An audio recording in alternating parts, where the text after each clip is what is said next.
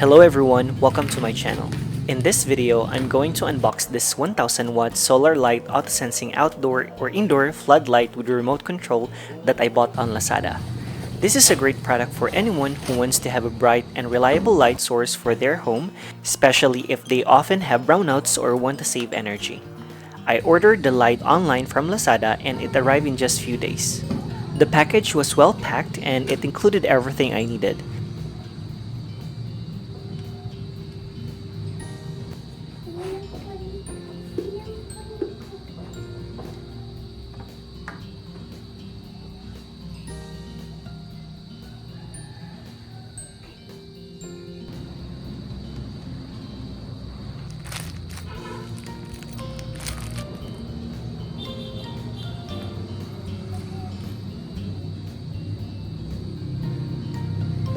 The 1000 watt solar light auto-sensing outdoor or indoor floodlight with remote control is a solar powered light that can be used both outdoors and indoors. I'm very happy with this product. It's perfect for my home because we often have brownouts here and I don't want to waste electricity. With this solar light, I don't have to worry about power outages. It is also very eco-friendly and durable. It can withstand wind, rain, and dust.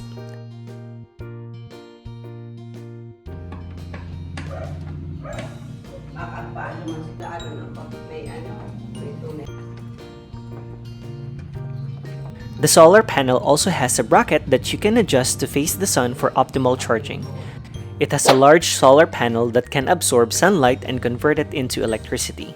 It also has a built-in battery that can store the excess power and provide backup when there is no sunlight. The light also comes with a remote control that you can use to adjust the brightness, switch the modes, and set the timer. The light is easy to install and use. It has a bracket that you can mount on the wall or ceiling with screws. The solar panel has a long cable that you can connect to the light. If you're looking for a good solar light that is versatile, powerful, and easy to use, I highly recommend it. That's it for this video. I hope you find it useful. If you did, please give it a thumbs up and subscribe to my channel for more videos like this. If you have any questions, feel free to comment below. Thanks for watching, and I'll see you in my next video.